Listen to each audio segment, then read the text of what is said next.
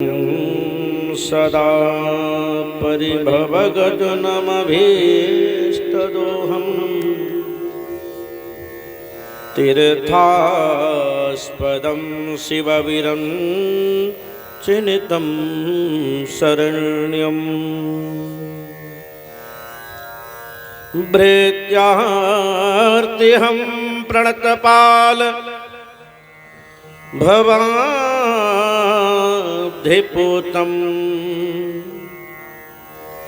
वन्दे महापुरुषते चरणारविन्दम्।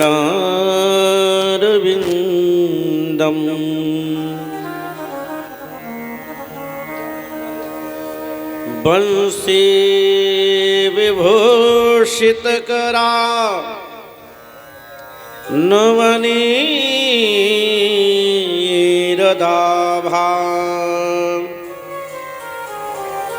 पीताम्बरादरुणवेब फलाधरोष्ठा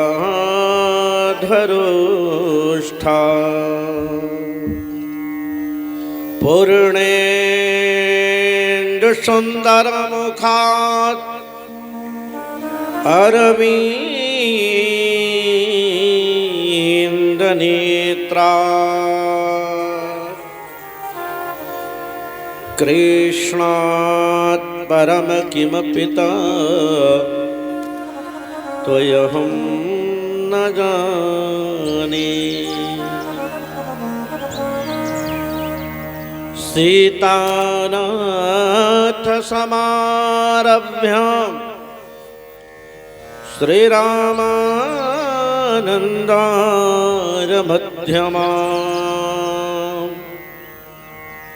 अस्मदाचार्यपर्यन्तां वन्दे गुरुपरम्परा।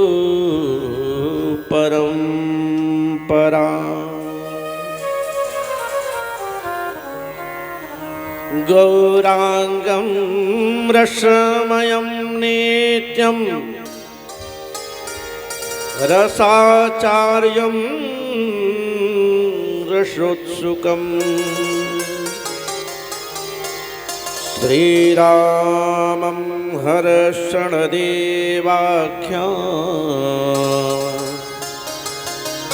श्रीसद्गुरु प्रणमाम्यहम्।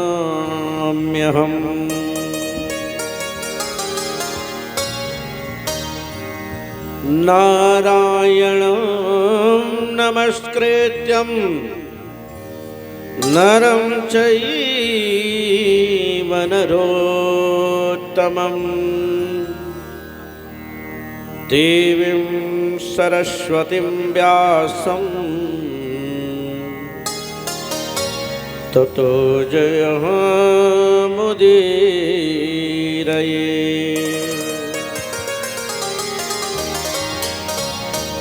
राधा मेरी स्वामिनी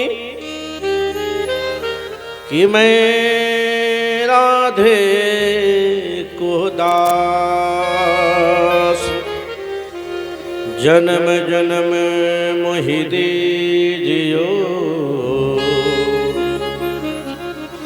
श्री वृंदावन का वास। जय जय श्री राधा रमण, श्री जय जय नवल किशोर, जय गोपी चित चोर प्रभु, जय श्री माखन चोर, जय श्री माखन चोर। बोल वृंदावन बिहारी लाल की, सत्य सनातन धर्म की, यज्ञ नारायण भगवान की, भारत माता की जय जय श्री राधे श्याम।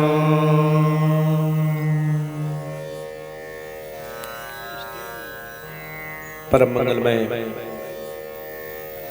अनंत कोटि ब्रह्मांड अधिनायक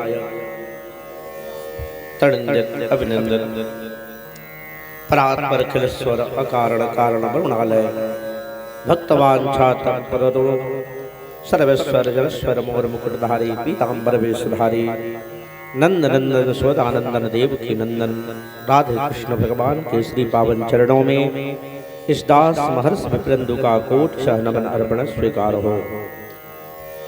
तत्पश्चात भगवान की वांगमयी प्रतिमूर्ति श्रीमद् भागवत जी का आश्रय लेते हुए प्रभु की नित्य शक्ति जगत जननी मैया पारंबा राजराजश्री त्रिपुर सुंदरी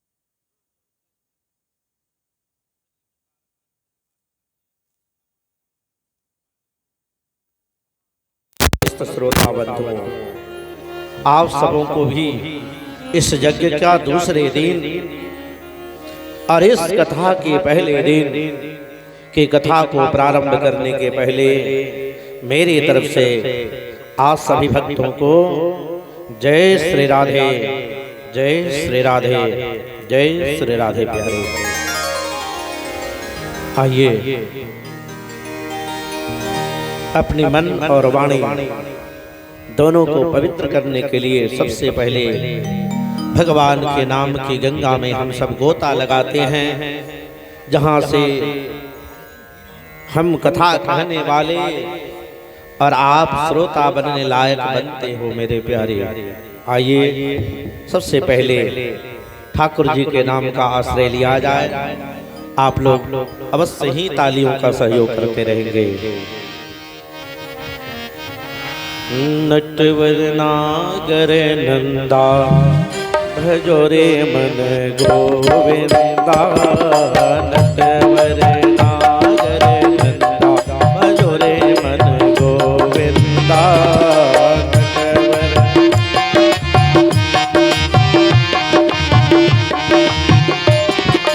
नटवर नागर नंदा भजो रे मन गोविंदा। ताली बजाते रहिए। श्याम मुकुर चंदा भजो रे मन गोविंदा। श्याम सुंदर मुख चंदा भजो रे मन गोविंदा। नटवर नागर नंदा भजो रे मन गोविंदा। नटवर नागर नंदा। हरि बोलो, जय श्री राधे।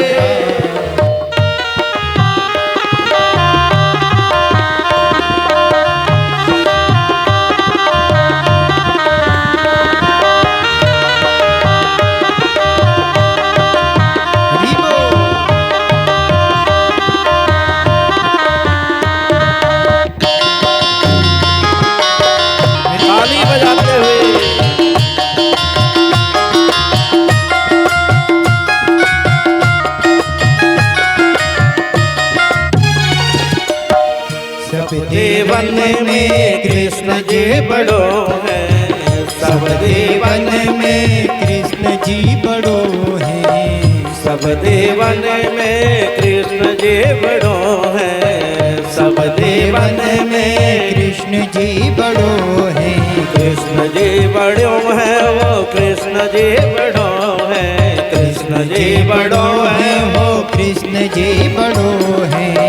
सब देवन में कृष्ण जी बड़ो है। सब देवन में कृष्ण जी बड़ो है। कृष्ण जी बड़ो है, वो कृष्ण जी बड़ो है। कृष्ण जी बड़ो है, वो कृष्ण जी बड़ो है। ज्यों तारो बिच चंदा भजो रे मन राधे। ज्यों तारो बिच चंदा भजो रे मन गोविंदा। नटवर नागर नंदा भजो रे मन गोविंदा। नटवर नागर नंदा भजो रे मन गोविंदा। नटवर नागर नंदा भजो रे मन गोविंदा। नटवर नागर नंदा।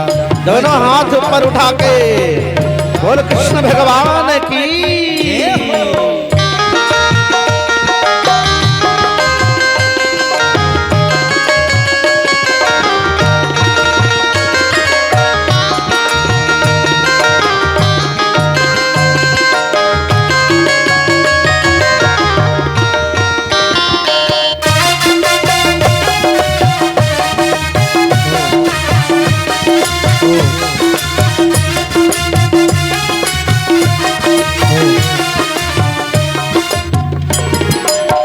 सब सखियन में राधा जी बड़ी है।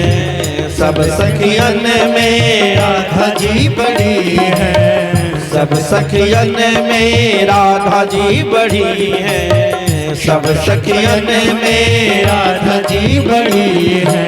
राधा जी बड़ी है, हो राधा जी बड़ी है। राधा जी बड़ी है, हो राधा जी बड़ी है। राधा जी बड़ी है, हो राधा जी बड़ी है। राधा जी बड़ी है, हो राधा जी बड़ी है। सब सखियन में राधा जी बड़ी है। सब सखियन में राधा जी बड़ी है। राधा जी बड़ी है, हो राधा जी बड़ी है। राधा जी बड़ी है, हो राधा जी बड़ी है। ज्यों नदियों बिच गंगा भजो रे मन गोविंदा। ज्यों नदियों बिच गंगा भजो रे मन गोविंदा। नटवर नागर नंदा भजो रे मन गोविंदा। नटवर नागर नंदा भजो रे मन गोविंदा। नटवर नागर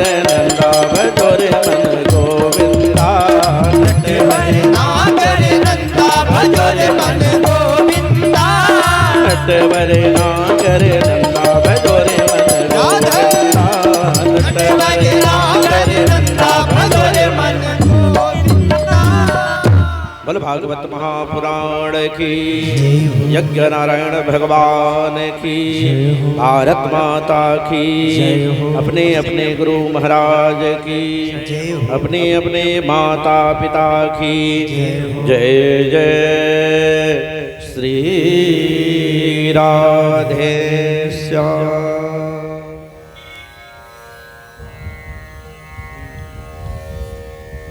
सच्चिदानंद रूपाया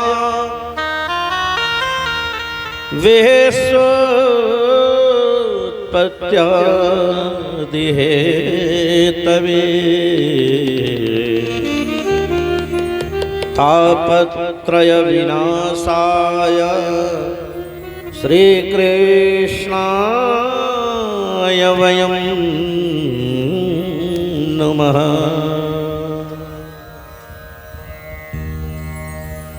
भागवत जी में 6 अध्याय महात्मा, और इस महात्मा के भी पहले ये आदि कवि श्री व्यास जी का एक भाव है। इस भाव के माध्यम से व्यास जी कहते हैं कि हे सच्चिदानंद भगवान, सत धन चित धर आनंद स्वरूप वाले परमात्मा, आप विश्व को सृजित करते हो, आप ही विश्व का पालन करते हो, और जब आवश्यकता पड़ती है तो अंत में आप ही विश्व को प्रलय तक पहुंचा देते हो। विश्वोत्पत्त्यादि हेतवे, हे प्रभु, तापत्रय विनाशाय, हे महाराज, आप तीनों प्रकार के ताप आपके करतल में बसता है। ये 3 प्रकार का ताप क्या है? हो ताप का अर्थ क्या है पता है? ताप का अर्थ होता है रोग। हमारे जीवन में 3 प्रकार के रोग होते हैं। आवाज सुनाई साफ पड़ रही है ना? आवाज आप तक ये साफ जा रही है ना? 3 प्रकार के रोग हैं हमारे जीवन में, बड़े ध्यान से सुनिएगा। दैहिक दैविक भौतिकता, दैहिक दैविक भौतिकता, दैहिक दैविक भौतिकता,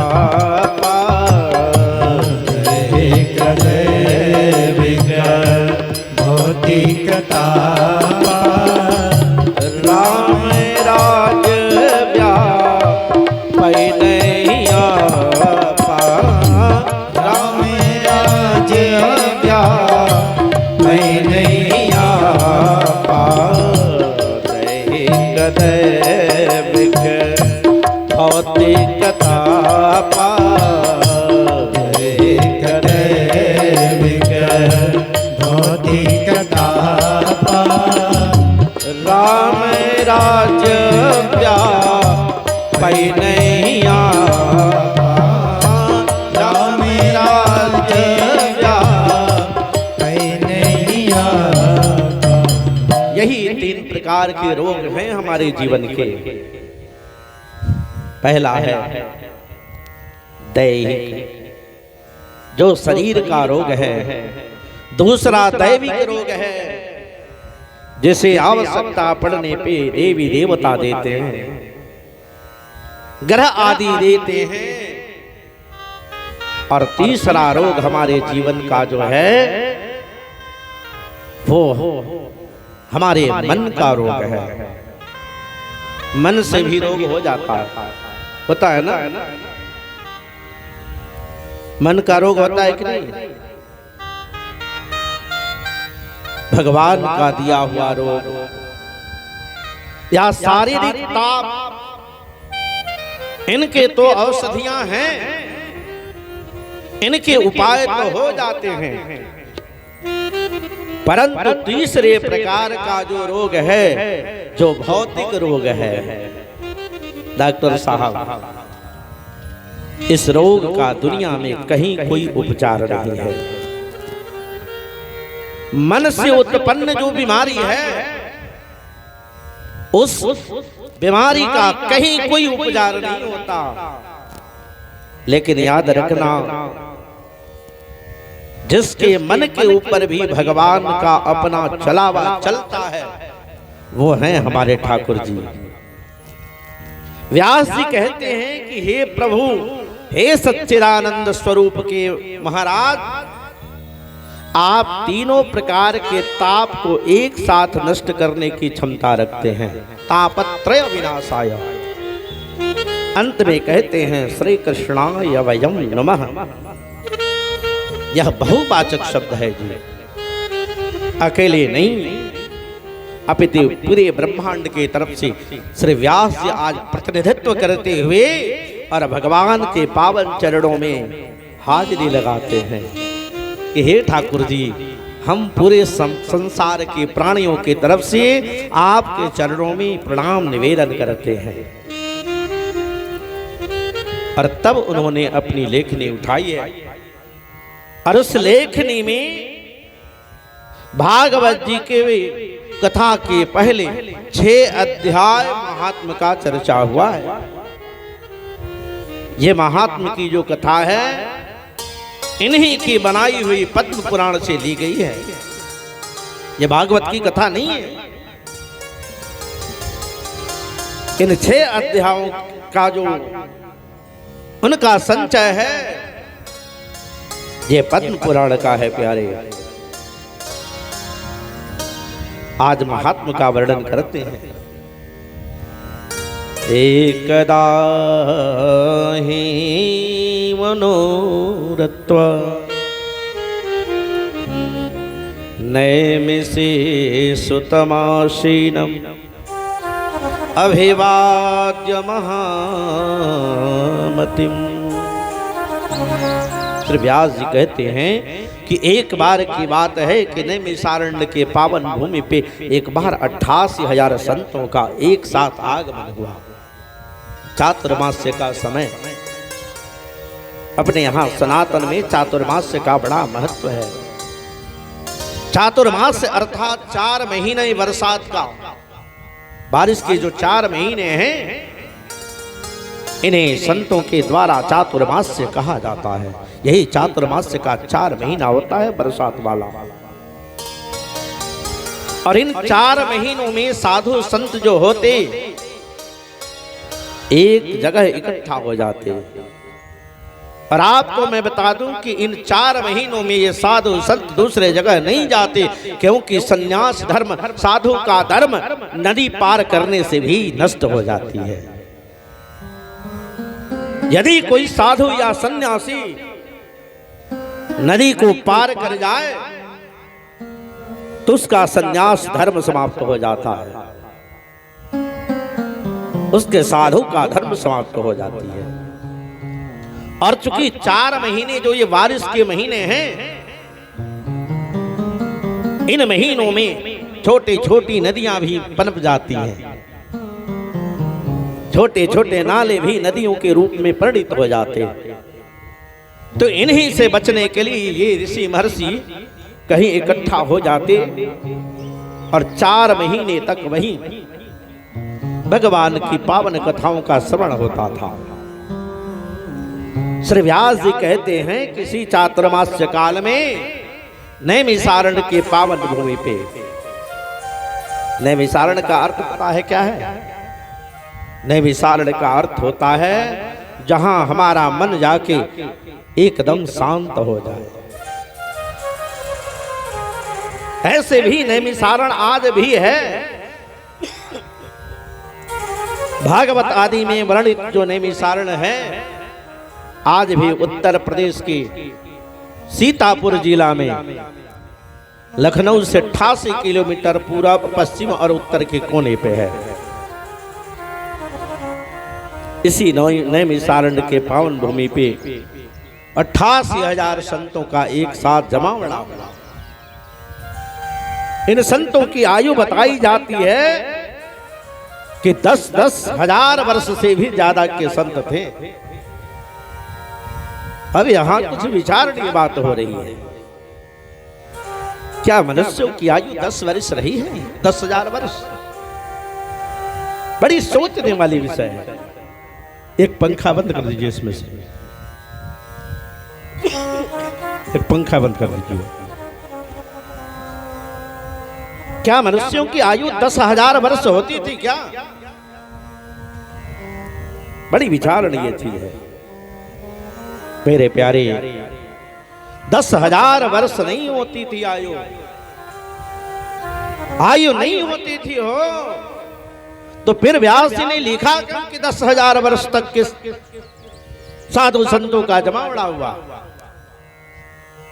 तो मैं बता दूं, कोई तन वृद्धा कोई धन वृद्धा, आयु वृद्धा तथो गता, बल वृद्धा समाख्याता, विद्याधिका भवेत् नरा।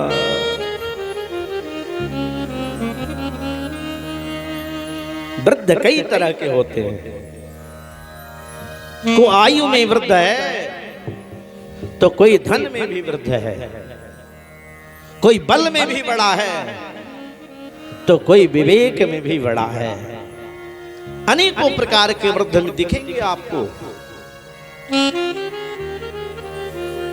और अनेकों प्रकार में हमें निर्णय करना है कि वास्तव में वृद्ध है कौन।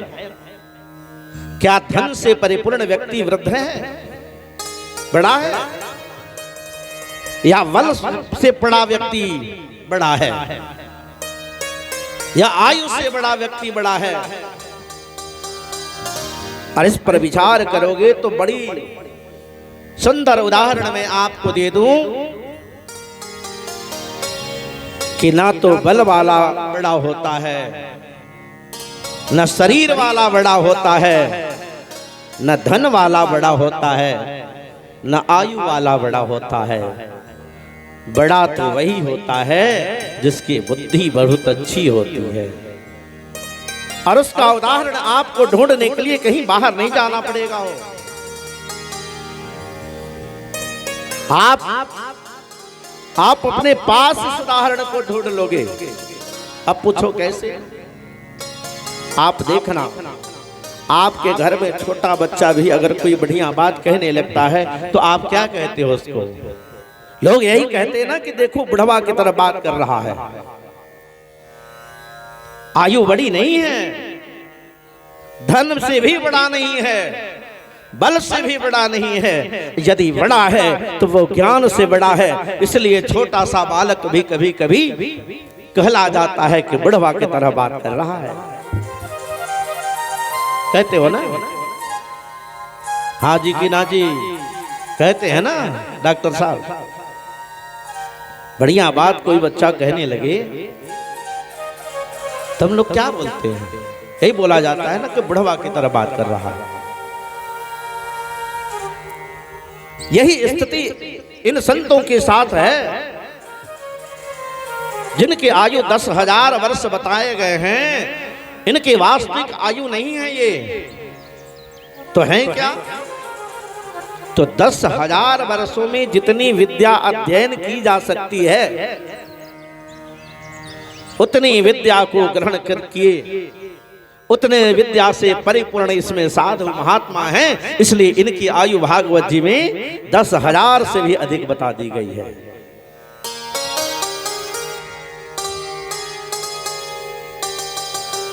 इतने बड़े बड़े महात्मा, और इन महात्माओं में आज सौनकादि ऋषि प्रमुखता पूर्वक आगे बढ़ के और 16 साल के श्री सूत जी के चरणों को धोते हैं। 16 वर्षीय श्री सूत जी महाराज का आखिर इन संतों ने चरण क्यों धोई? इसलिए चरण धोया क्योंकि भले ही इनकी आयु 10,000 वर्ष के ज्ञान के लायक है, लेकिन इन 16 साल के सूत जी के सामने ये भी बौने हो जाते हैं, छोटे हो जाते हैं। सूत जी इतने तीव्र बुद्धि के श्री सूत जी महाराज को उच्च आसन पे बैठाया गया और बैठा करके इन ऋषियों ने आज चरण धोए हैं। इस चरण उदक का बड़ा महत्व होता है जी। अकाल मृत्यु हरणम सर्व व्याधि विनाशनम गुरुर्पादोदकं पीत्वा पुनर्जन्मेन विद्यते। इस चरणोदक में इतनी ताकत है कि जो बार बार हम जन्म लेते हैं प्यारे, इस जन्म और मृत्यु के बंधन से ये चरणोदक हमें दूर कर देती है। यदि गुरु के चरणों को अगर धो करके और श्रद्धा पूर्वक कोई ग्रहण करता है तो उसे बार बार इस धरा पे जन्म नहीं लेना पड़ता। और एक बात याद रखिएगा, दुनिया का सबसे अगर कष्टकारी अगर जीवन है तो जन्म लेना और मरना।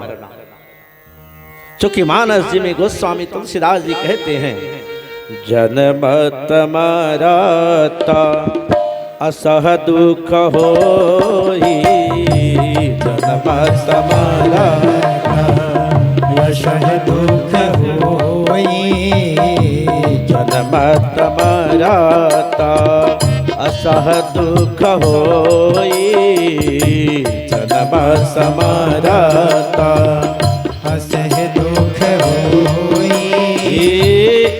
म्यारा मारा नहीं नहीं कोई, मारा मारा नत नहीं कोई, जन्म समारता असह दुख होई, जन्म समारता असह दुख होई। ये मारा मारा नत नहीं कोई, ये मारा मारा नत नहीं कोई। जन्म लेने के समय भी बड़ा कष्ट है और मरने के समय भी बड़ा कष्ट है जी। पर क्या करे यह जीव, यह जीव अपने कर्मों के ही बंधन में फंस के और इसे बार बार आना पड़ता है और जाना पड़ता है। और इस आने जाने की बंधन से यदि कहीं छुटकारा है तो ऐसे ही जैसे शौनकादि ऋषि श्री सूत जी महाराज को अपना महाराजी बनाया है, अपना गुरु बनाया है और बना करके उनकी चरणोदक को लेकर के पी रहे हैं। उच्च आसन पे बैठे श्री सूत जी महाराज बड़ी धीरज के साथ बड़े धैर्य का परिचय देते हुए एकदम शांत मुद्रा में बैठे हैं।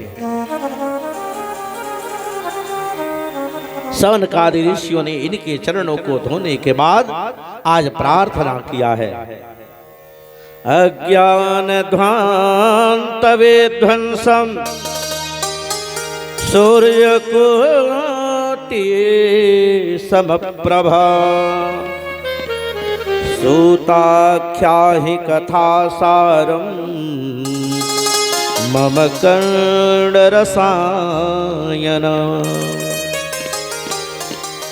हे सूत जी, आप करोड़ों सूर्य से भी बढ़ के हो। हे गुरुदेव, भाई क्यों? करोड़ों सूर्य भी आज इन संतों के सामने, सूत जी के सामने छोटे दिखते, क्यों? ऐसा इसलिए कि सूर्य केवल और केवल बाहर ही बाहर प्रकाश दे सकता है। मनोज जी, किसी घर के सारे दरवाजे बंद कर दीजिए, उसके सारे खिड़की बंद कर दीजिए, फिर सूर्य की प्रकाश उसमें जाएगी? एक नहीं, करोड़ों सूर्य भी बाहर तो प्रकाश कर सकते हैं, लेकिन उस कोठरी में, उस कमरे में इनका प्रकाश नहीं जा सकता। वहां प्रकाश आएगा तो कहां से आएगा हो? तो जब हम इस बल्ब रूपी किसी सदगुरु के चरणों में जाएंगे और वहां से आंतरिक ज्ञान जब हमें प्राप्त होगा, एक बात याद रखना, आदमी आंख से ही देखने वाला नहीं होता है। इस आंख से भी एक बड़ी दिव्य चक्षु है। बिना आंख वाले भी जितना सुंदर उस आंख से देख लेते, उतना हम आंख वाले नहीं देख पाते मेरे प्यारे।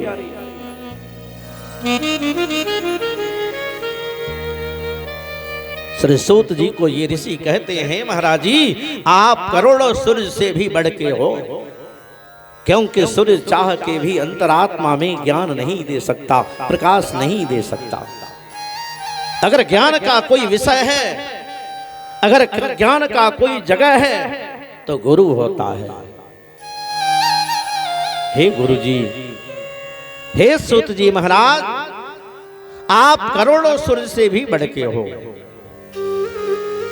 यदि आपने कृपा करी और आपके कृपा की एक किरण हमारे हृदय को छू गई, हमारे मन पटल पे आके बैठ गई, तो हमारा जीवन एकदम उजियाला हो जाता है, प्रकाशमान हो जाता है। और ना हुआ तो अंधेरा तो है। बोलो राधे राधे, जोर से बोलिए राधे राधे। हे महाराज जी, आप की किरण की आवश्यकता है, आपके ज्ञान की आवश्यकता है। जिन ज्ञान के कारण हमारे जीवन में जो अंधकार है, वो अंधकार दूर हो, हम प्रकाश की तरफ जाएं। ऐसे भी गुरु का अर्थ होता क्या है जी? गु और रू, दो शब्दों से गुरु बने हैं। गु अंधकार, रू प्रकाशे। जो अंधकार से प्रकाश के तरफ लेके जाए, जो बुराई से अच्छाई के तरफ लेके जाए, उसी महात्मा पुरुष का नाम है सदगुरु। बोल सदगुरु भगवान की जय हो। कहते महाराज जी, सूताख्या ही कथा सारम। महाराज जी, आज से हम कुछ कथा सुनना चाहते हैं। कैसी कथा हो? तो कहते हैं कि मम कर्ण रसायन, जो हमारे कान के लिए एकदम रसायन के तरह काम करे। रसायन का अर्थ होता है जद जरा व्याधि विनाशनम तद रसायनम। रोग और अवस्था, इन दोनों के ऊपर जिसका कंट्रोल हो, उस वस्तु का नाम है रसायन। कहते कि हे महाराज जी, कोई ऐसी कथा सुनाओ जिस कथा को सुन के हमारा जीवन मुक्त भी हो जाए और कान को भी प्यारी लगे वो कथा। लेकिन आप सभी से करबद्ध आग्रह है कि मुझे ऐसा नहीं लगता है कि कलयुग में कोई ऐसी कथा है जिस कथा को सुन के जीवन भी मुक्त हो जाए और कान को भी प्रिय लगे। प्राय कुछ ही लोग हैं जिनको कड़वी बातें अच्छी लगती हैं। क्या धर्मेंद्र जी? अच्छी बात आज एक पिता भी अपने बच्चा को बताना शुरू कर दे तो उसका बेटा वहां से भाग जाता है। और जितना फंसाने वाली बात करोगे, आपके आगे पीछे बहुत सारे लोग दिखेंगे। अभी यहां बैठ के कहीं अन्यत्र की बातें होने शुरू हो जाएं, चारों तरफ से घेर के लोग पूछेंगे कहां भैला बाबा। पर बढ़िया बात करिएगा ना तो कान को प्रिय नहीं लगती है। पर सवाल है कि श्री सूत जी महाराज से इन ऋषियों ने का आग्रह है कि हे सदगुरु भगवान, हमारे कान को भी प्रिय लगे और हमारा जीवन भी मुक्त हो जाए, कोई ऐसी कथा सुनाओ।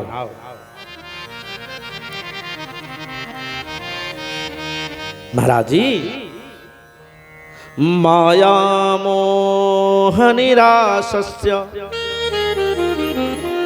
वैष्णवै क्रियते कथम।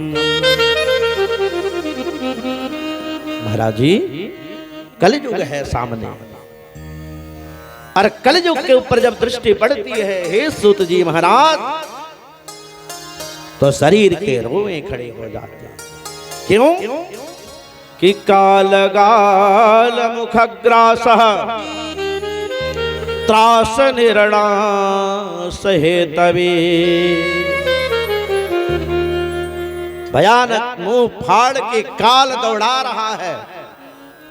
इस कलयुग में कोई स्थिर डॉक्टर साहब दिखेगा नहीं आपको, हर आदमी भाग रहा है, हर आदमी अपने प्राणों की रक्षा में भाग रहा है। इस परिस्थिति में हे महाराज जी, ये वैष्णवाचार्य, ये बड़े बड़े धर्मात्मा अमलात्मा जन इस संसार से बचने के लिए कौन सा उपाय कर रहे हैं?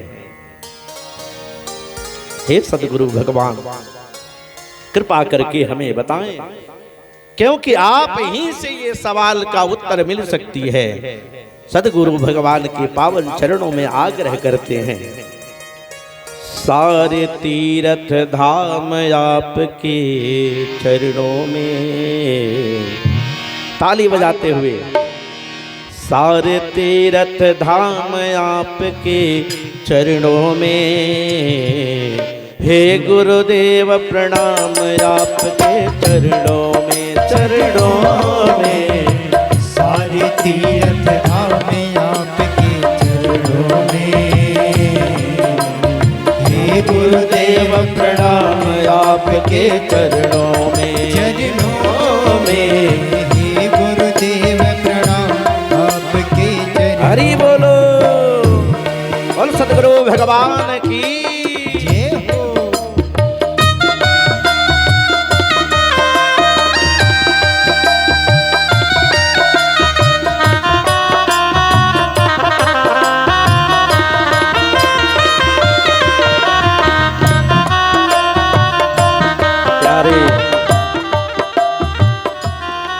माता पिता जन्म तो अवश्य दे देते हैं,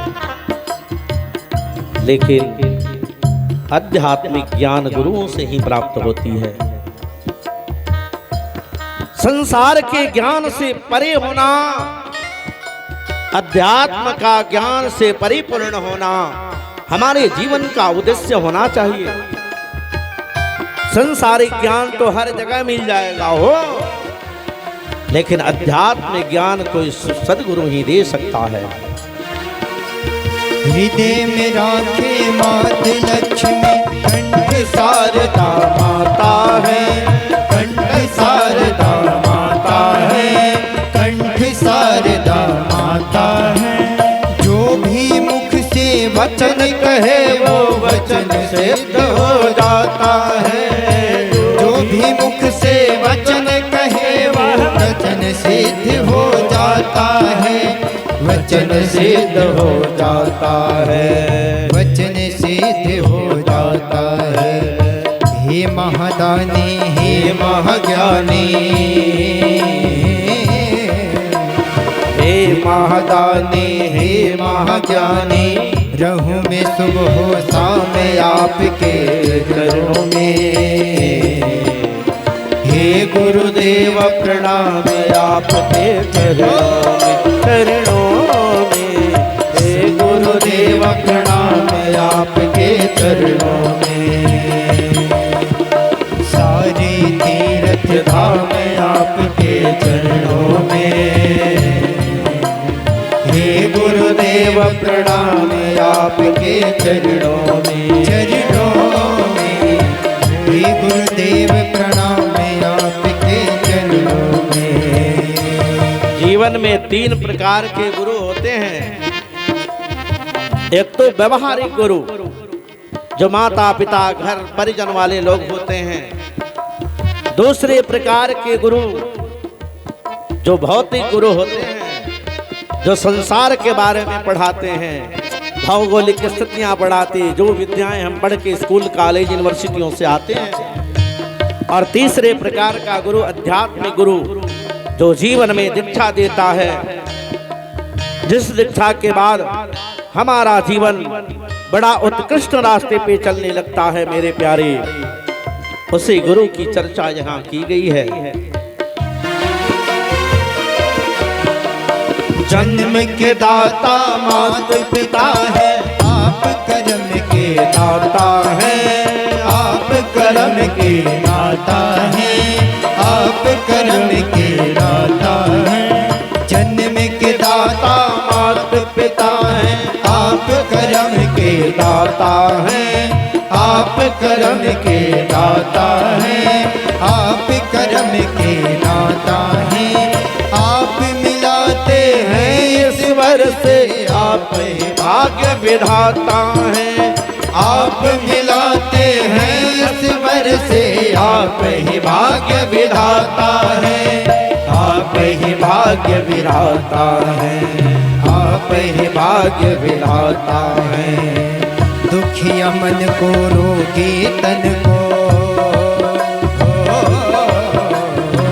दुखिया मन को रोगी तन को मिलता है आराम आपके चरणों में। हे गुरुदेव प्रणाम आपके चरणों में, चरणों में। हे गुरुदेव प्रणाम आपके चरणों में। सारा तीर्थ धाम आपके चरणों में, सारे तीर्थ धाम आपके चरणों में। हे गुरुदेव प्रणाम आपके चरणों में, चरणों में। हे गुरुदेव प्रणाम आपके चरणों में। हरि बोलो।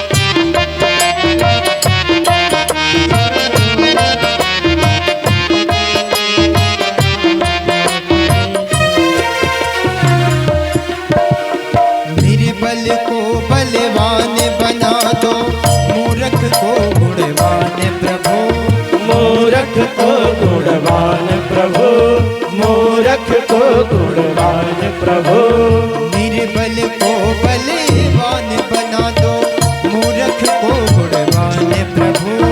मूर्ख को गुणवान प्रभु, मूर्ख को गुणवान प्रभु। देव कमल और बंसी को भी ज्ञान का दो वरदान प्रभु। देव कमल और बंसी को भी ज्ञान का दो वरदान प्रभु। ज्ञान का दो वरदान प्रभु, ज्ञान का दो वरदान प्रभु। हे गुरु ब्रह्मा हे गुरु विष्णु, हे गुरु ब्रह्मा हे गुरु विष्णु। हे शंकर भगवान आपके चरणों में। हे गुरुदेव प्रणाम आपके प्रणाम आपके चरणों में। सारे तीर्थ धाम आपके चरणों में, सारे तीर्थ धाम आपके चरणों में। हे गुरुदेव प्रणाम आपके चरणों में। हे गुरुदेव प्रणाम आपके चरणों में, चरणों में। हे गुरुदेव प्रणाम आपके चरणों में। बोलो श्री गुरु भगवान की जय हो। हरि हरि हरि। सूत जी एकदम धैर्य के साथ बैठे रहे। ऋषियों की बात सुन करके सूत जी कहते हैं कि हे ऋषियों, यदि हमसे ऐसी इच्छा है तो बस धीरज रखो, आपको ऐसी ही कथा सुनाऊंगा। और तब उन्होंने सबसे पहले अपने गुरु को याद किया है। कहते हैं यम प्रवजंत मनुपेत मपपेत कृत्यम द्वैपायनो विरह का तरया जुहावा पुत्रेति तन्मयतया तरवो भिनेदु तम सर्वभूत हृदयं मुनिमानतोस्मि।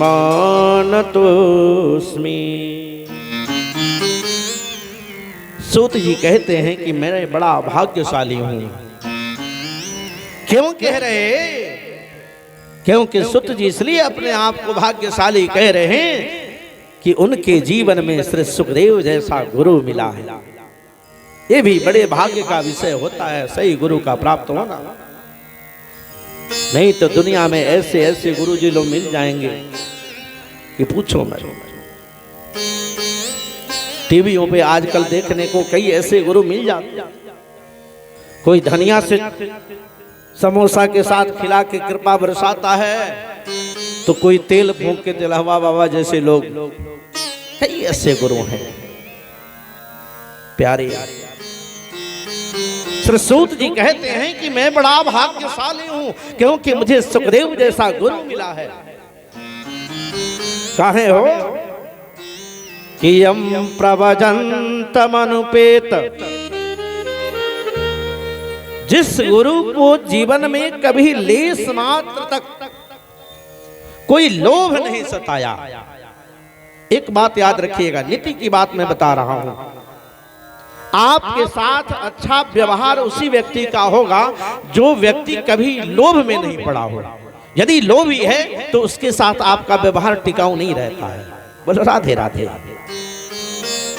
वो तो क्षणिक प्रेम है। सूत जी कहते हैं कि मैं बड़ा भाग्यशाली हूं कि मेरे जीवन में सूत शरीर, मेरे जीवन में श्री सुखदेव से लिखा गुरु मिला है, जिस गुरु में लेस मात्र भी कहीं लोभ नहीं है, जो जन्म लेते ही अपने माता पिता को छोड़ के भागने लगे। बड़ी आश्चर्य की बात है।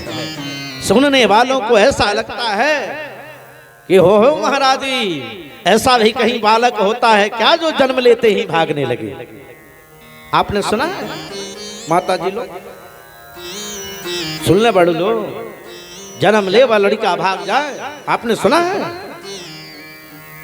लेकिन श्री सुत जी तो कह रहे हैं कि हमारे गुरु जी तो जन्म लिए और जन्म लेते ही भागने लगे।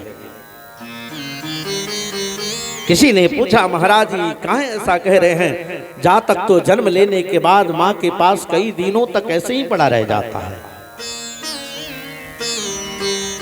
2, 4, 5 साल के बाद ही भागने वाला बढ़िया से होता है। लेकिन आप तो कह रहे हो कि जन्म लिया हमारे महाराज जी ने और जन्म लेते ही भागने लगे। श्री सूत जी कहते हैं कि हाँ, हमारे महाराज जी के साथ ऐसी घटना घटी थी। बोले कैसे? बोले हमारे महाराज जी कोई साधारण महाराज जी नहीं है, हमारे महाराज जी तो दुनिया के सर्वश्रेष्ठ महाराज। बोले वो कैसे? बोले वो ऐसे क्योंकि एक बार की बात है, श्री व्यास जी को कोई संतान नहीं थी। व्यास जी की पत्नी का नाम अरणी भी है और पिंगला भी है। देवी भागवत में पिंगला नाम आता है और भागवत जी में व्यास जी की पत्नी का नाम अरणी आता है। दोनों का अर्थ एक ही होता है, जो अच्छा आचरण वाली स्त्री है उसी को पिंगला भी कहते हैं और इसी को अरणी भी कहते हैं। व्यास जी बहुत परेशान हो गए, कोई संतान नहीं। बुढ़ापे का समय, इनकी अवस्था 80 वर्ष की हो चुकी थी। व्यास जी के सारे बाल सफेद हो चुके थे। उसी समकालीन की एक बार की घटना है कि अमर कथा शंभु कही, सुन के यह सब भे, सोगा होए सो उड़ चले, हुए आप सुखदेव। यह सुखदेव जी कोई सामान्य जीव नहीं है, जिनको श्री सूत जी ने अपना गुरु बनाया है। यह कोई सामान्य जीव नहीं है, अभी दुनिया का सर्वश्रेष्ठ जीव है। क्यों? क्योंकि एक बात की बात है कि माता सती ने भगवान शिव जी से आग्रह की थी, हे बाबा, हमने सुना है आपको अमर कथा आती है। बाबा ने कहा, हे देवी, अवश्य ही हमें अमर कथा आती है। माता जी ने कहा कि यदि आपको अमर कथा आती है तो हमें अमर कथा सुनने की इच्छा है, हमें सुना दो। कैलाश पे बैठे आशुतोष भगवान, महामृत्युंजय शंकर भगवान अपने परिकरों को बुलाए और परिकरों को आदेश किया, जाके कैलाश के चारों तरफ देखो, यदि कोई जीव हो उसे हटा दो। प्रतीक्षा कर रहे शंकर बाबा चुपचाप बैठे थे। मां सती उनके चरणों के पास बैठी थी। परिकरों ने आकर के उत्तर दिया, महाराज, हमने पूरे कैलाश पर देखा है, इस कैलाश पर एक भी जीव नहीं है। दरअसल जब ये जीवों को ढूंढने निकले थे तो कैलाश पर एक जगह एक सूगे के टूटे हुए अंडे दिखाई पड़े थे। इन परिकरों को लगा कि बाबा ने तो कहा है कि जीवित प्राणी कोई नहीं रहना चाहिए, ये तो टूटा हुआ सूगे का अंडा है, इसमें प्राण रहने का कोई सवाल है। सुन, उन्हें लगा कि इसमें प्राण नहीं है। जाके बाबा से कही, बाबा आप निर्भीक होकर कथा सुनाओ। भोले बाबा कथा में लग गए। कथा प्रारंभ हुई और उस कथा में 11वें स्कंद की कथा समाप्त होने वाली थी कि अचानक मां सती को नींद आने लगी। इधर टूटा हुआ सूगे का जो अंडा था, 11 स्कंद की कथा के श्रवण के बाद उसमें प्राण आ गई थी। इस सूगे के अंडे को लगा, उसमें जो जीव आया था उसको लगा कि यदि सती सो जाती हैं तो बाबा वही कथा बंद कर देंगे। अच्छा, आप लोग भी किसी से कोई बात कह रहे होंगे, अब बीच में हूं शब्द कहने वाला ना मिले डॉक्टर साहब, तो आदमी बात बंद कर देता है कि नहीं? सूगे के अंडे में पल रहे उस छोटे से सूगे के बच्चे को लगा कि यदि हुंकारी हमने नहीं भरी तो सती तो सो जाएंगी और सती के सोने के बाद यह कथा बंद हो जाएगी, और कल जब यह कथा प्रारंभ होगी तो हमें यहां रहने का अवसर प्राप्त नहीं होगा, हमें भगा दिया जाएगा। इसलिए क्यों ना आज सती के आवाज में हम ही हुंकारी भरना शुरू कर दे। टूटे हुए सूगे में जो प्राण आया था वो सती के आवाज में बाबा की कथा के बीच बीच में हुंकारी भरने लगा। 12 स्कंद अर्थात 12वें स्कंद की कथा अब समापन पे थी कि अचानक सती जग गई। अरे घबराते हुए जाके बाबा के चरणों को पकड़ा, महाराज हमें माफ कर देना। आशुतोष भगवान भोले भंडारी ने पूछा, देवी क्या गलती की है आपने? अरे आप तो हमारे पास बैठ के कथा सुन रही थी, फिर काहे का माफी? सती माता कहती हैं, बाबा हम बहुत अभागे हैं। प्रभु ने पूछा, कैसा अभागापन? मां सती कहती हैं कि हे प्रभु, आप जब कथा कर रहे थे 11 स्कंद तक की कथा हमने सुनी है। 12वें स्कंद प्रारंभ होने वाली थी कि हम तो सो गए थे। बाबा को चिंता सताने लगी कि यदि सती सो गई थी तो फिर बीच में हूं कौन कर रहा था। इसी का पता लगाने के लिए नंदी आदि दूतों को बुलाया बाबा ने और आदेश किया कि ये मेरा त्रिशूल लो, कोई भी जीव हो उसे मार देना, उसे छोड़ना मत। नंदी आदि दूत त्रिशूल लेके अब लगे उस जीव को जब खोजने, तो एक जगह पर जहां देख के गए थे टूटा हुआ सूगे का अंडा, उसी में बड़ा सुंदर एक सुख सावक दिख रहा था, सूगे का बच्चा दिख रहा था। नंदी आदि दूत ने उसे मारने का जब प्रयास किया तो वो अपना प्राण बचाने के लिए भागने लगा। पूरी 1 वर्षों तक यह सूगा भागता रहा। ठीक 1 वर्ष की अवधि जिस दिन पूरी हुई थी, उस दिन इधर व्यास जी की देवी अरणी अर्थात पिंगला भगवान सूर्य से प्रार्थना कर रही थी कि हे सूर्य देवता, आपने करोड़ों के आंचल भरे हैं, आपने करोड़ों के बाझपन रोग को दूर किया है, आपके आशीर्वाद से करोड़ों स्त्रियां मां बनी हैं। क्या ये पिंगला अर्थात अरणी उस योग्य नहीं है? हाथ जोड़ के अभी प्रार्थना ही कर रही थी कि अचानक जम्हाई आई, और जम्हाई जब आया तो मुंह खुल, और जब मुंह खुला तो भागता हुआ सूगे का यह सावक, सूगे का बच्चा, उसे लगा कि दुनिया में छुपने का इससे बढ़िया कोई जगह नहीं हो सकता। सो जम्हाई ले रही मां अरणी के मोह मार्ग से यह सूगा ही आज अरणी के गर्भ में जाके बैठ गया। आकाशवाणी हुई, हे अरणी तू घर जा, आपके ऊपर भगवत कृपा हुई है, तू घर चली जा। भगवती अरणी लौट के आती है और ठीक 9 महीने के उस प्रसव को अपने पेट में धारण करती हैं, इस विचार के साथ कि ठीक 9वें महीने हम पुत्र को जन्म देंगे, फिर हम भी मां बन जाएंगे। पर उन्हें क्या पता कि यह सूगे का बच्चा 9 महीने कौन कहे, पूरे 12 वर्ष तक उनके पेट में गर्भ में बैठा रह गया। चिंता का तो विषय है। 9 महीना पूरा होने के बाद हम लोग बेचैन हो जाते हैं। 1 वर्ष 2 वर्ष 3 वर्ष नहीं, अपितु पूरे 12 वर्ष बीत गए। और इस पूरे 12 वर्ष के बीतने के बाद एक दिन व्यास से चिंतित हो गए।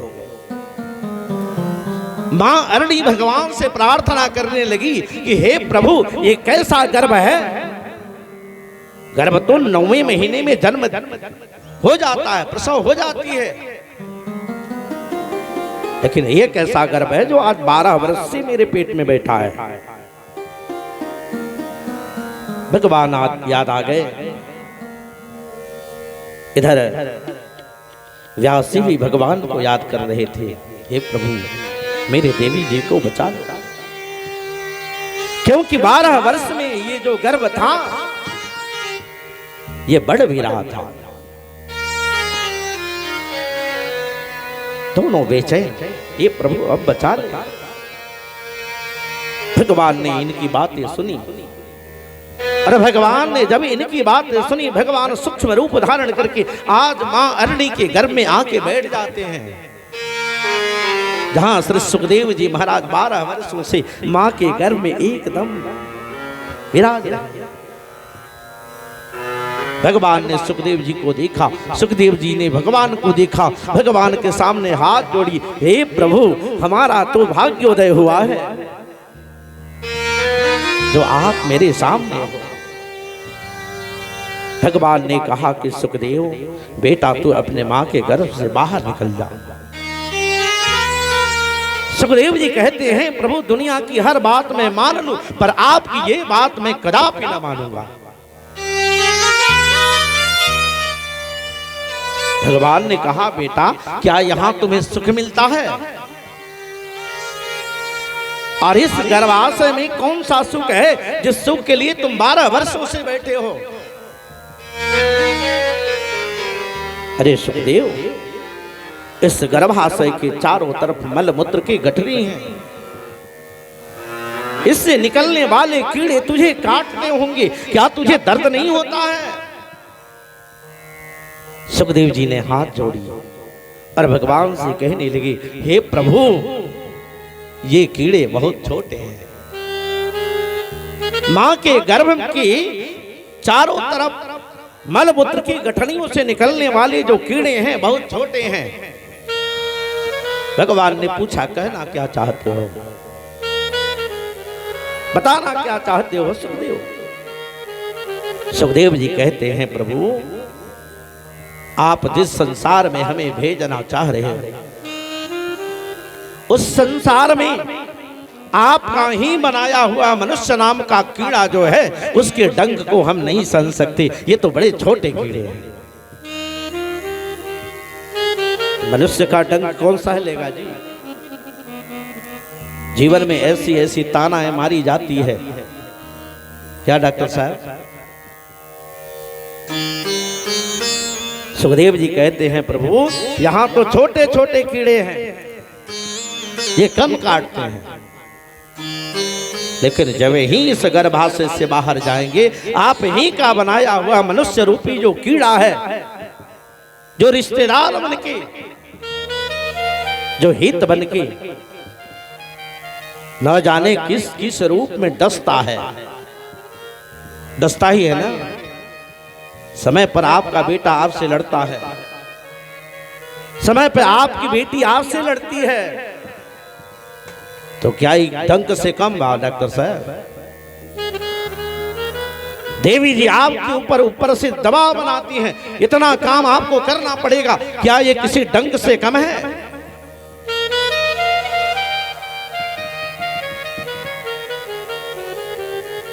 सुखदेव जी कहते हैं प्रभु, हम नहीं जा सकते, हमें बड़ा आनंद है, काटने दो इन छोटे कीड़ों को। भगवान ने कहा, सुखदेव, तुम्हारी मां मर जाएगी, तुम्हारा शरीर विकसित हो रहा है, तुम्हारी मां का प्राणांत हो जाएगा। सुखदेव जी कहते हैं, काहे का मां? प्रभु, इसी रिश्ते में तो मैं नहीं बंधना चाहता, इसी रिश्ते के जाल में हम बंधना नहीं चाहते। और काहे का मां? न जाने कई बार हमारी ये बेटी बन के आई होगी, ना जाने क्या क्या बन के हमारी आई होगी। आज एक बार इसके पेट में मैं आ गया तो मेरी मां ना, बेहतर है यह जीवन जहां संसार के सारे कीड़ों से अलग रहना बड़ा आनंद का अनुभूति देता है। भगवान ने कहा, बेटा सुखदेव, तुम्हारी बड़ी जग हंसाई होगी, लोग कहेंगे कि कैसा गर्भ है जो इतना दिन तक अपने मां के गर्भ में रहा और अंत में अपने मां को भी मार डाला। सुखदेव जी कहते हैं कि प्रभु, आप माया के इस रस्सी में हमें मत बांधो, क्योंकि हमें पता है आपके इस संसार के बारे में मैं जानता हूं। प्रभु,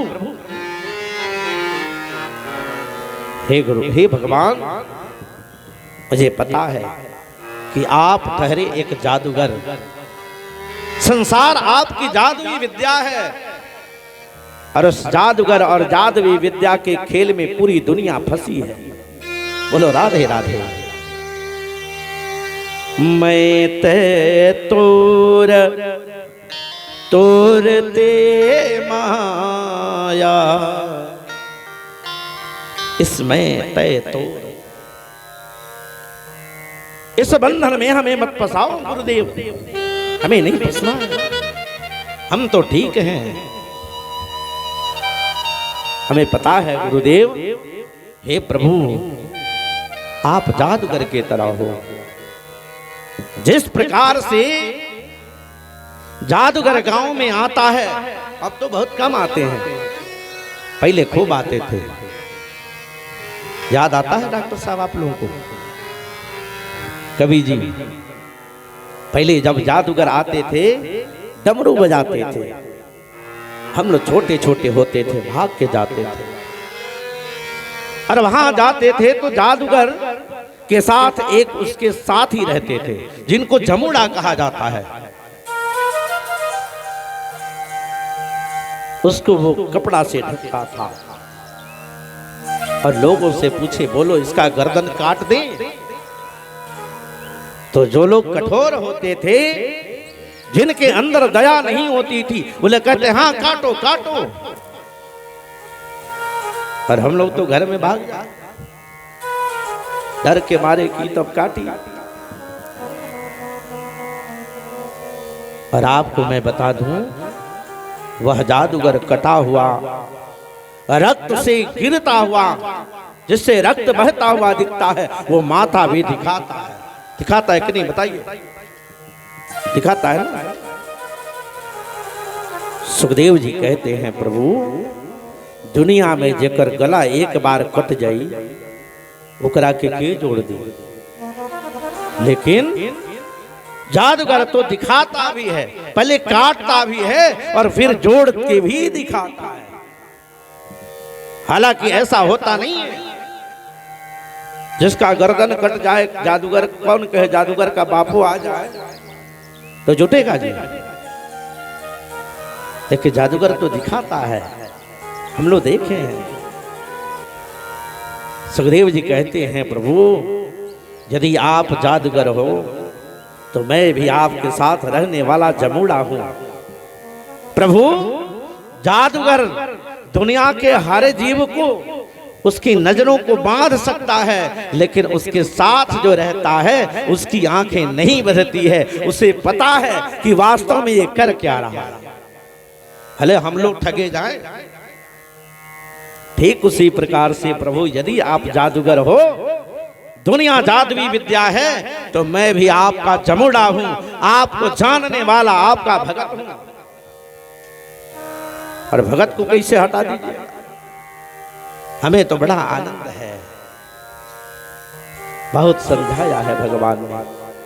अंत में भगवान ने कहा कि हे सुखदेव, मैं तुझे आशीर्वाद देता हूं कि जिस माया के डर से, जिस बंधन रूपी डर से तुम भाग रहे हो, ये बंधन तेरे जीवन में नहीं आएगी, तुम मुक्त होकर के घूमोगे। और तब जाके श्री सुखदेव जी महाराज अपने माँ के गर्भ से ठीक 12 वर्ष की अवस्था में अपने माँ के गर्भ से बाहर आए। अब 12 वर्ष के बच्चा होकर तो भागना जाई।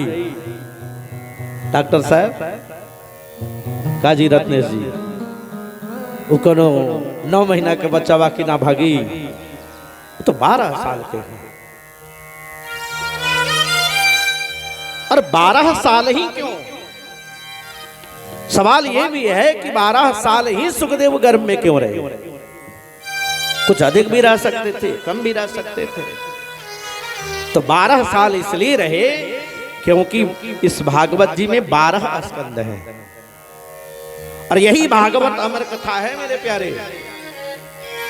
इन 12 स्कंद की कथा सुखदेव जी ने सुनी है, इसलिए सुखदेव जी अपने माँ के गर्भ में 12 ही वर्ष तक रहे थे।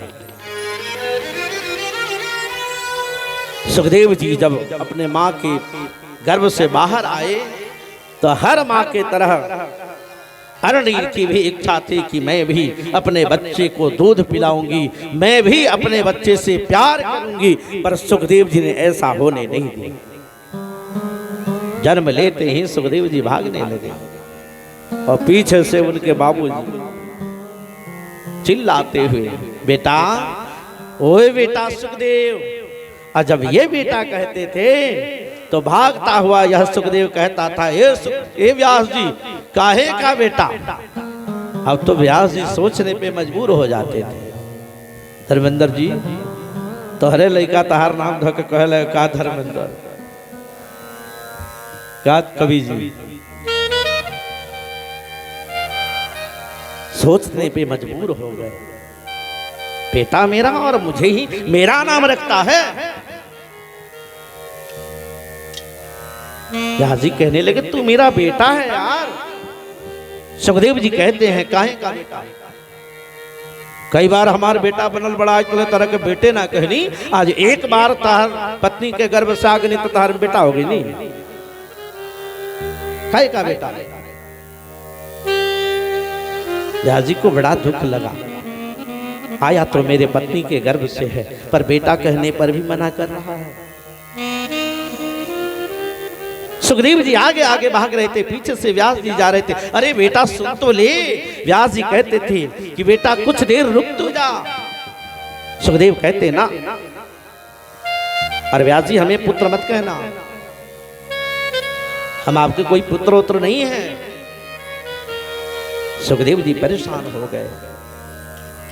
सुखदेव जी के पीछे व्यास जी भाग रहे थे, मानो पकड़ना चाह रहे हैं, पर 12 साल के लड़का को का 80 साल वाला बाबा पकड़ लिए, वो तो भाग ही जाएगा। बोलो राधे राधे, जोर से बोलिए राधे राधे।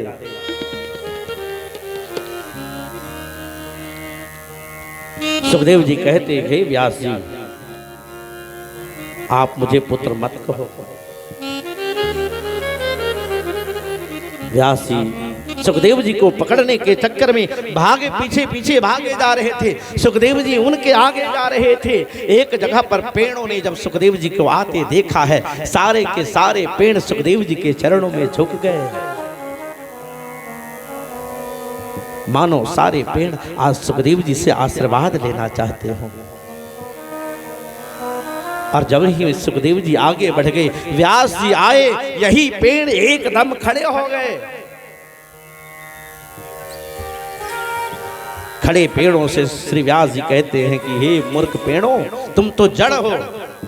मेरा बेटा जो मेरी ही बात नहीं मानता उसके चरण छू रहे थे, और जब मैं मुझ जैसा विद्वान आता है तो तुम एकदम उदंड की तरह खड़े हो जाओगे। इन पेड़ों ने उत्तर दिया कि हे व्यास जी, हम जड़ नहीं हैं, जड़ तो आप हैं। और सच पूछो तो मेरी माताएं बहनों, मेरे भाई लोग, जड़ तो हम लोग होते हैं। बहुत चेतनाएं होती हैं इन पेड़ पौधों में भी, भले हम लोगों को लगता है कि जड़ है नहीं। इन पेड़ों ने कहा कि व्यास जी हमें आप जड़ कह रहे हो? अरे जड़ तो आप हो। एक बार एक पुत्र पैदा करने के बाद तुम पीछे पड़ गए। हाय बेटा, हाय बेटा। कभी आपने विचार किया है, हम तो हर साल हजारों फल प्रकट करते हैं, क्या हमने कभी अपने फल को अपने पास रखा है? व्यास जी पुत्र रूपी एक पुत्र पैदा करने के बाद आप हाय बेटा पीछे पड़ गए। हम तो हजारों फल प्रकट कर रहे हैं। यदि आपके तरह हम भी जड़ होते ना तो हम भी फलवा को अपने पास रख लेते, लेकिन हम जड़ नहीं हैं, जड़ तो आप हो। व्यास जी को बहुत समझाया इन पेड़ों ने। आगे भाग के गए सुखदेव जी। एक जगह माता जी लोग अर्धनग्नावस्था में स्नान कर रही थी। सुखदेव जी को आते देखा, ये माताएं मंत्र मुग्ध हो गईं, मानो आज जीव और ब्रह्म का मिलन होने वाला है। सो सारी माताएं तालाब से अपने अपने अजली में पानी लेके आई और सुखदेव जी को पिलाने लगी। सुखदेव जी के जाने के बाद जब व्यास जी आए तो यही माताएं 80 साल वाले सुखदेव जी के पिताजी को देख के अपने कपड़ों से अपने शरीर को ढकने लगी। व्यास जी ने कहा, अरे जड़ स्त्रियों, हम 80 साल के हो गए, हमें देख के आप अपना शरीर ढक रही हो, और मेरा बेटा 12 साल का जा रहा था तो अर्धनग्नावस्था में पानी पिला रही थी। कितनी मूर्ख, कितनी जड़ हो, तुम्हारे अंदर चेतना नहीं है। इन स्त्रियों ने हाथ जोड़ के कहा, बाबा अब इससे ज्यादा आगे मत बढ़ना, क्योंकि हमें तो लगता है कि हमें जो जड़ कह रहे हो जड़ स्वयं आप हो। सुखदेव जी के पिता व्यास जी ने पूछी कि हमें जड़ क्यों कह रही हो? ये देवियां कहती इसलिए जड़ हो क्योंकि आपको तो पता ही नहीं है कि आपका बेटा है क्या। हे व्यास जी, आप में और आपके बेटे में अंतर है, और आप कह रहे हो कि अपने कपड़ों से अपने शरीर को क्यों ढक रही हो। इसी भेद बुद्धि के कारण तो हम कपड़ों से अपना शरीर ढकते हैं। यदि भेद बुद्धि नहीं, फिर वहां कपड़े की आवश्यकता ही क्या पड़ती है। हे व्यास जी, आप में और आपके बेटा में जमीन और आकाश का अंतर है। आपका बेटा आकाश है, आप जमीन हो। आप कभी अपने बेटे के बराबर नहीं जा सकते। व्यास जी ने पूछा, वो कैसे। बोला, व्यास जी, आपका बेटा न तो स्त्री जानता है और न पुरुष जानता है। वो तो यही जानता है कि जिस तरह से हमारे अंदर प्राण है, हमें भूख लगती है, इसी तरह से इनको भी भूख लगती है, इनके अंदर भी प्राण है। वो स्त्री और पुरुष भेद नहीं करता। और जहां भेद ना हो वहां कपड़े पहनने की आवश्यकता क्या है। विधाता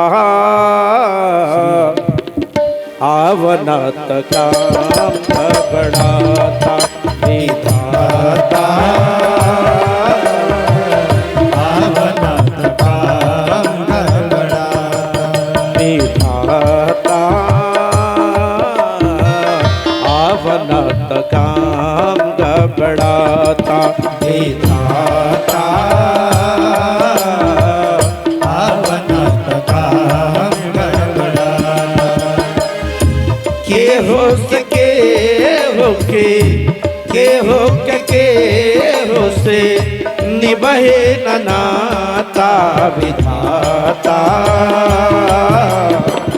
आवनत काम बढ़ाता, विधाता आवनत काम बढ़ाता। ऐसा दिख रहा है कि नहीं। आज कोई रिश्ता भी किसी से बढ़िया चल पा रही है डॉक्टर साहब? ना, सब छोड़ दीजिए। बाप से लड़े बेटा, बेटी लड़ समाए से, देख न लड़ तारी ननद भौजाई से, देख न लड़ तारी ननद भौजाई से। बाप बेटा का लड़ाई और महतारी बेटी वाला लड़ाई, आय करो से बड़का एगो लड़ाई होला ननद भौजाई वाला। ये तो बीमारी पता न कहिया से चलल होता। बाप से लड़े बेटा, बेटी लड़ समाई से, देख न लड़ तारी ननद भौजाई से, देख न लड़ तारी ननद भौजाई से, देख न लड़ तारी ननद भौजाई से। दुनिया के रीत देखे, दुनिया के रीत देखे, मन घबराता, विधाता आवनत काम बढ़ाता, विधाता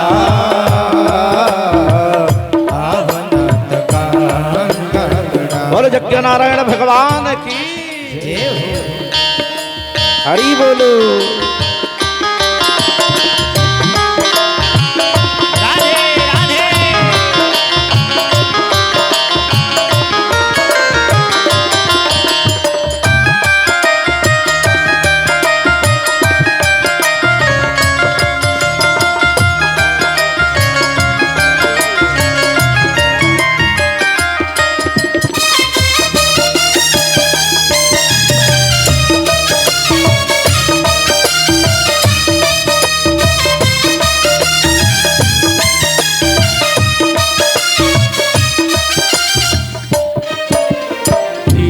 दीने लोगवा भइल जाता पापी, देख नीति नीति मनवा जाता मोर कापी, देख रीति नीति तुम जाता मोर कापी, देख रीति नीति मनवा जाता मोर कापी।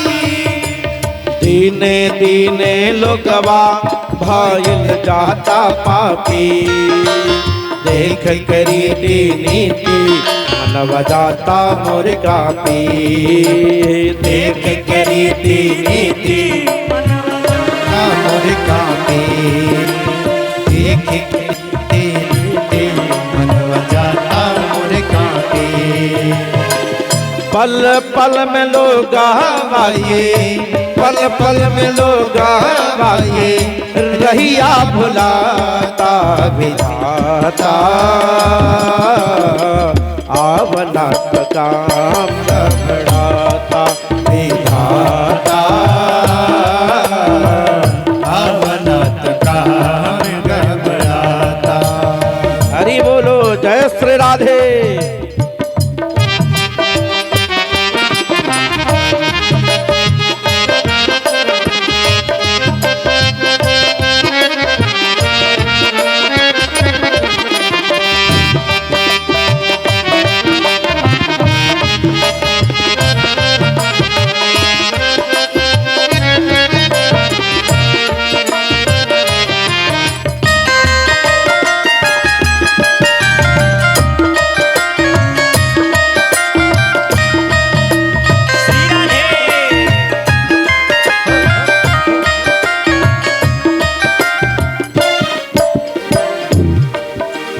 गीता में बतियाए लेखल बासाचे हो।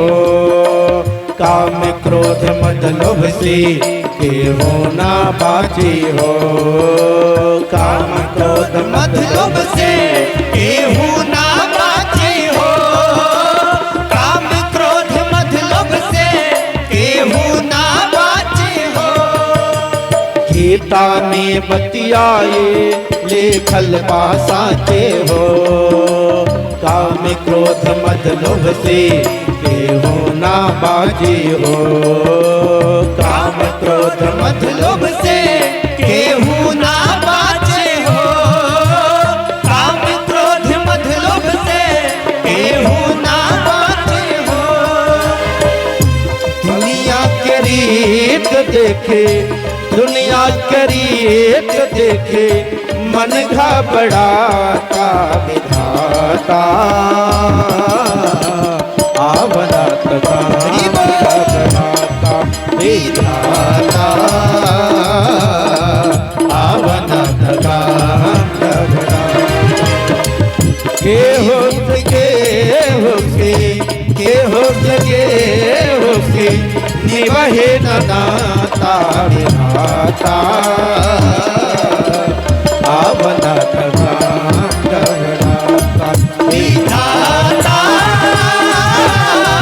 आवनात काम घबराता विधाता। आवनात काम घबराता। बल भागवत महापुराण की जय हो। अरे बाप से लड़स बेटा, अब बेटी लड़स माई से।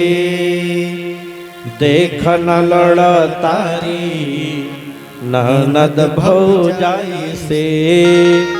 देख न लड़ तारी ननद भौजाई से। दुनिया के रीत देखे, दुनिया के रीत देखे, मन घबराता विधाता। आवनात काम घबराता। सुखदेव जी भाग गए। उनके ऊपर किसी प्रकार का माया मोह असर नहीं दिखाया। ऐसा प्रार्थना करते हुए श्री सूत जी कहते हैं कि ऐसे हमारे महाराज जी का चरित्र है जिन्होंने अपने घर को भी त्याग दी। जो मोह माया से बिल्कुल मोह मोड़ लिए, और जिनको मोह माया नहीं उनके जीवन में लोभ थोड़े आने वाली है। वो आज वाले संसार वाले बाबा थोड़े हैं कि नाम है ब्रह्मचारी जी और बाल बच्चा दर्जन। नाम है त्यागी बाबा, गाड़ी पर चलेंगे करोड़ों की गाड़ी पर। बताओ त्यागी किस नाम का करोड़ों की गाड़ी में चल रहे हो? बिना एसी का नींद ना आवे, बॉडीगार्ड चले, त्यागी जीना है। ऐसे बाबा नहीं। मेरे प्यारे श्री सुखदेव जी इनके गुरु हैं। इनकी प्रार्थना करने के बाद श्री सूत जी कहते हैं कि हे ऋषियों, अब ध्यान से मेरी बात सुनो। भाई सवाल है कि ध्यान से ही क्यों सुनो, ऐसे भी तो सुन सकते हो। तो ध्यान से यहां सुनने की बात इसलिए कह रहे हैं श्री सूत जी, क्योंकि जब कोई महंगी वस्तु होती है ना डॉक्टर साहब, और किसी को दिया जाए तो उस समय हम लोग पता है कहते हैं कि इसको जरा बचा के रखना। तो वक्ता भी अगर कभी बढ़िया बात तो अनेकों बात होती है, लेकिन उसमें भी कोई विशिष्ट बात हो तो लोग कहते हैं जरा ध्यान से सुनिएगा। सूत जी कहते हैं कि जैसा प्रश्न आपने किया है उसका मैं उत्तर दूंगा, पर ध्यान से सुनना। और इसका उत्तर देते हुए कहते हैं कि हे ऋषियों, इसके लिए तो भागवत सुननी पड़ेगी। ऋषियों ने पूछा, महाराज जी इस भागवत में है क्या कि आप कह रहे हो कि जीवन को भी मुक्त कर देगी और मेरे कान को भी प्रिय लगे? सूत जी कहते हैं कि ऋषियों, जिस समय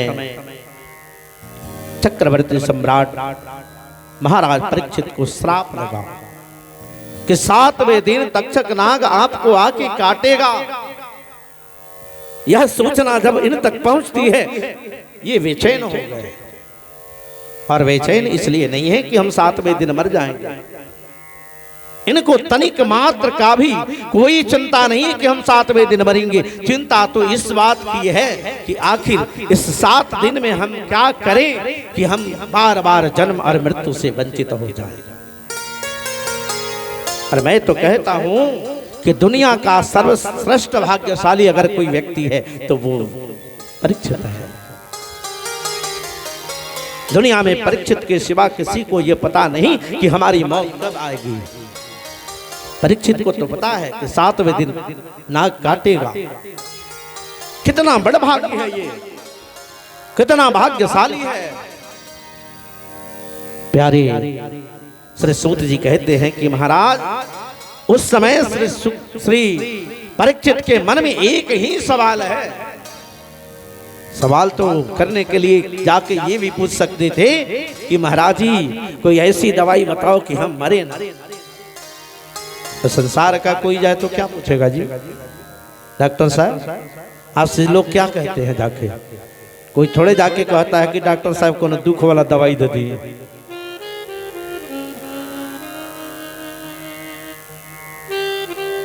अगर चाहते तो कह सकते थे, और उस तरह की विद्याएं होती थी, आज भी है। परंतु उनके मन में तनिक मात्र का ये सवाल नहीं है। अगर सवाल है तो ये है कि मरण धर्मा जीव का धर्म क्या है। और यह सवाल केवल श्री परीक्षित का नहीं है, पूरे दुनिया के जीवों का है। मरण धर्मा जीव उसको कहते हैं जो जन्म लेता है। जन्म लेने वाला तो एक दिन न एक दिन जाएगा है, आज जाए कल जाए, जाना तय है। परीक्षित के मन में यह सवाल है कि मरने वाला हर जीव उसका धर्म क्या है। और हे ऋषियों, इन्हीं सवालों को करते करते परीक्षित थक गया। कहीं से कोई उत्तर नहीं देता। बड़े बड़े अमलात्मा विमलात्मा जैसे ही परीक्षित ये प्रश्न करते वहीं से उठ के भाग खड़े होते। एक जगह पर देखा इन्होंने कि एकदम छोटे से उम्र वाले एक नंगे धड़ंगे बाबा के पैरों पे बड़े बड़े साधु खड़े हैं। इनको थोड़ा सा विश्वास हुआ कि लगता है मेरे प्रश्न का उत्तर यहां जरूर मिलेगा। और हे ऋषियों, इस विचार के साथ श्री परीक्षित जी आए। परीक्षित ने पैरों को धोया है और पैर धोते ही सुखदेव जी के सामने बैठ गए। अभी प्रश्न कर ही रहे थे कि आकाश में स्वर्ग में बैठे हुए देवी देवताओं ने देखा कि सुखदेव जी अब परीक्षित को कथा सुनाने के लिए बैठा दिए हैं। सारे देवी देवता गण मिलके और अमृत का घड़ा लेके पधार गए। सुकम नत्वान बदन सर्वे स्वाकार्यम कुशलसुर। अपने कार्य बनाने में बड़े माहिर होते हैं देवता। अपना जब कार्य पड़ जाए ना तो सारा हद पार कर जाते हैं। धर्मेंद्र जी, देवता बड़े स्वार्थी हैं। सुखदेव जी के पास आज अमृत का घड़ा लेके पधारे हैं और आते ही सुखदेव जी को नमन किया है। महाराज सुखदेव, आपके चरणों में इन देवताओं का बारंबार प्रणाम है। एक बड़ी बढ़िया बात, नीति की बात मैं बताता हूँ। आपसे बड़ा व्यक्ति जब आपके सामने झुक जाए ना तो समझ लेना चाहिए कुछ विशेष बात है। सुखदेव जी नीति के बड़े मर्मज्ञ हैं। समझ गए कि ये देवता ऐसे झुकने वाले नहीं हैं। इन देवताओं को अपने स्वार्थ के आगे कुछ भी अच्छा नहीं लगता। ये स्वार्थ के इतने परिभूत होते हैं कि आवश्यकता पड़ी तो जाके दधीची बाबा का हड्डी तक मांग लिया, एक बार भी शर्म नहीं आई उन्हें। अपने स्वार्थ के लिए इस नीति को भांप गए और भांप के बैठे श्री सुखदेव जी ने जब ही देखा, देवताओं से पूछा ये क्या है। देवताओं ने कहा महाराज इस अमृत को आप परीक्षित को पिला दो। सुखदेव जी ने कहा कि हे देवताओं, जिस अमृत के लिए तुमने देवासुर संग्राम तक लड़ ली है, याद आता है? इस अमृत के लिए आपने बड़ी भयानक लड़ाई लड़ी थी और वही अमृत आज बड़ी सहजता पूर्वक परीक्षित को पिलाने के लिए क्या बात है। और यदि मैंने आपको आपकी बात मान भी ली, आपका दिया हुआ अमृत हमने पिला ही दिया, तो फिर उसके बदले में हमें क्या करना पड़ेगा। एवं विनिमयम जाता सुधारा ज्ञा प्रपीयता। हे महाराज जी, राजा को ये अमृत पिला दो और बदले में हमें कथा सुना दो। सुखदेव जी कुछ देर तक शांत रहे, विचार करते रहे कि क्या अंतर है इस कथा और इस अमृत में। और जब अंतर देखा कि कांच को मणिर महान, कहां शीशा और कहां महान मणि, तुलना होगी। सुखदेव जी ने इन देवताओं को बड़ी डांट लगाई। डांट लगाते हुए देवताओं को कहा, अरे देवताओं, आज मेरे सामने से भाग जाओ। सारे देवताओं को अपने पास से भगा दिया। भाग के ये सारे देवता ब्रह्मा जी के लोक में गए। जाके ब्रह्मा से नालिश किया, महाराज बड़ा अनर्थ हो रहा है। ब्रह्मा जी ने पूछा हो क्या रहा है। बोले कि महाराज एक साधारण से राजा को सुखदेव जी कथा सुनाने के लिए बैठे हैं, हम लोग गए तो हमें सुखदेव जी ने वहां से भगा दिया।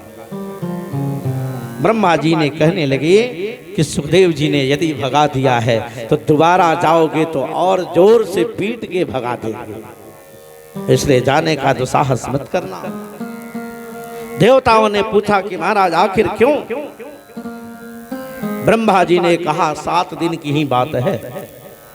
7वें दिन तक्षक नाग काटने का श्राप है। हे देवताओं, 7 दिन तक प्रतीक्षा करो। इस भागवत के श्रवण से इस राजा परीक्षित को क्या मिलता है देखो, और तब हम विचार करेंगे इस पर, और विचार करके अंत में निर्णय देंगे कि आखिर भागवत को आपको क्यों नहीं सुनाई उन्होंने। और ऐसे भी हे देवताओं, कहां इतना महंगा मणि, और उस मणि के सामने तुम जिस वस्तु को ले जाके बदले में व्यापार कर रहे थे वो बिना कीमत की शीशा। 7 दिन इंतजार हुआ। ठीक 7 दिन का समय पूरा हुआ। और जैसे ही कथा की अंतिम श्लोक सुखदेव जी सुना रहे थे,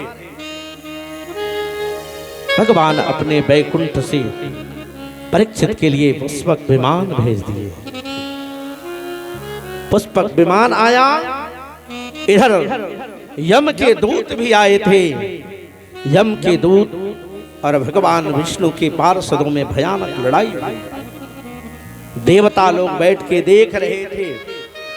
अंत में देवताओं उन्हें ये देखा कि भगवान के दूतों ने आज यमराज के दूतों को पीट के भगा दी। परीक्षित को पुष्पक विमान में बैठाया। तक्षक नाग आके काटा, लेकिन काटने के पहले ही इन लोगों ने परीक्षित को बैठा लिया था और वहां से सीधे भगवान के धाम के उनके पार्षद बना दिए। जब सुखदेव जी के कथा के फल के बाद श्री परीक्षित को बैकुंठ का पार्षद बनते देखा ब्रह्मा जी ने, तो बड़ी आश्चर्य में पड़ गए। लघु न्यूना निजातानि गौरवेण महदिदम्। अब उन्होंने अपने ब्रह्मलोक में एक तराजू लगा दी और तराजू के दोनों पड़ले पर एक पड़ले पे दुनिया के सारे धर्म ग्रंथ रख दिए गए और दूसरे तरफ भागवत जी के ग्रंथ उठा के जैसे ही तराजू को उठाया ब्रह्मा जी ने, जिधर ब्रह्म सूत्र वाला ये भागवत था, उठ नहीं पाया ब्रह्मा जी से। और तब ब्रह्मा जी ने घोषणा कर दी, अरे देवताओं देखो कितना विशिष्ट वस्तु है, इसी कारण तो आपके अंदर श्रद्धा नहीं होने के कारण ही सुखदेव जी ने आपको भगाई। आइए आरती किया जाए। ये भी लोग शायद तैयार ही हैं, किया जाए ना।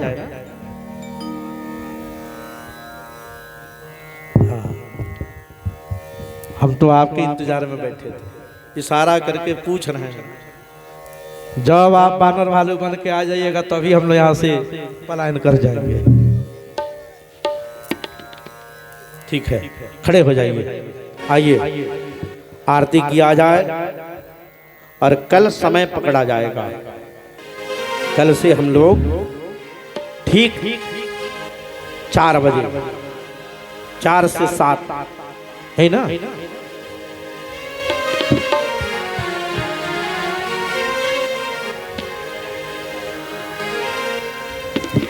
कोई जाएगा नहीं आरती के बाद।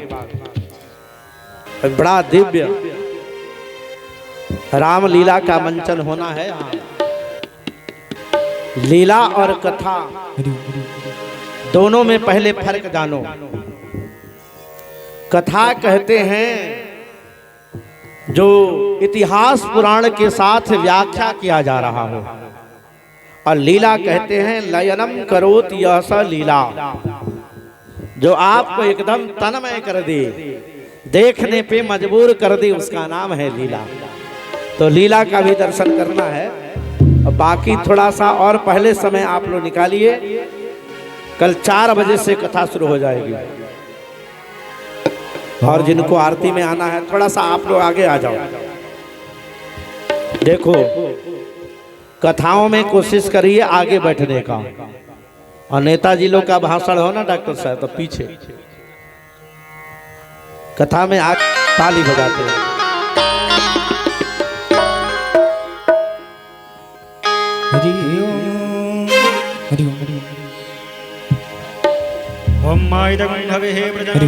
थोड़ा सा इधर आत्मसने प्रजासने पशुसने लोकसन्य भयसने अग्ने प्रजां बहुलांगे करोत्वन्नं भयोरेदो अस्मासुद्धः। ही आरती आरती जय हो राधे श्याम आपकी आरती आरती जय हो राधे श्याम आपकी आरती आरती दोनों हाथ जय हो राधे श्याम आपकी आरती। चाहे सीता राम कहो या चाहे राधे कहो या चाहे राधे श्याम की आरती, जय हो राधे श्याम आपके आरती, आरती जय हो राधे श्याम आपकी आरती, जय हो श्री राधे। हरि बोल।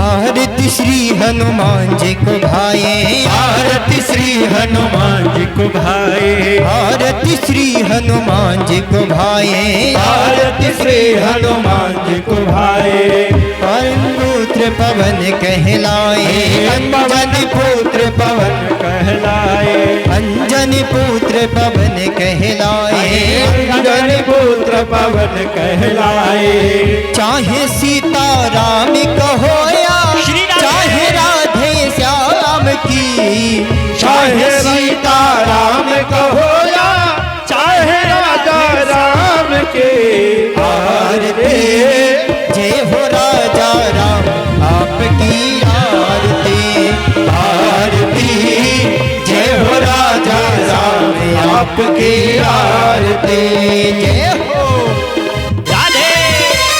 हरि बोलो। हरि बोल।